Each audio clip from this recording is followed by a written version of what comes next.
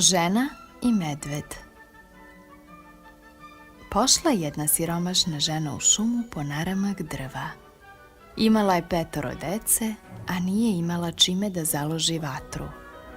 Dok je išla kroz šumu, prišao je medved, dograbio je jadnicu i odneo u svoju jazbinu.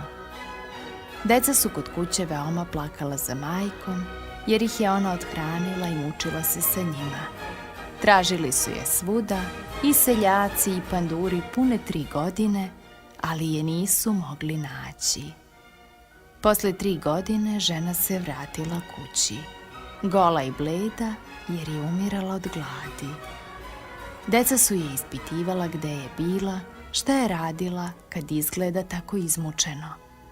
Žena je počela da priča kako je bila sa medvedom u jazbini, kako joj je on davao da jede samo korenje i kako je spavala na njegovom leglu. Kada je želela nekuda da iziđe, medved se veoma ljutio, mumlao i nije joj dozvoljavao da iziđe. Morala je da mu se zakune na vernost i poslušnost. Nije smela da ide daleko od jazbine, samo do obližnje šumice.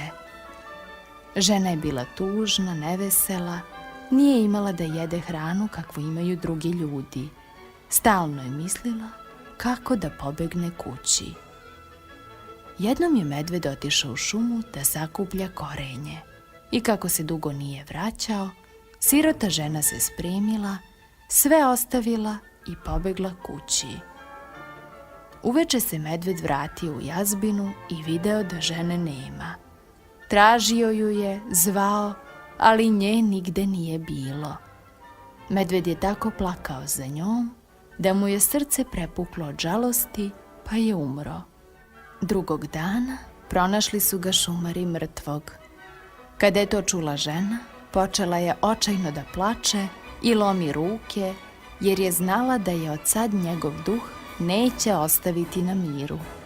I zaista, medved je svake noći dolazio kod žene, a ujutru odlazio.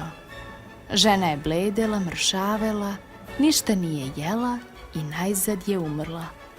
Susedi su pričali da ju je medved uzeo k sebi, jer ni posle smrti nije mogao bez nje.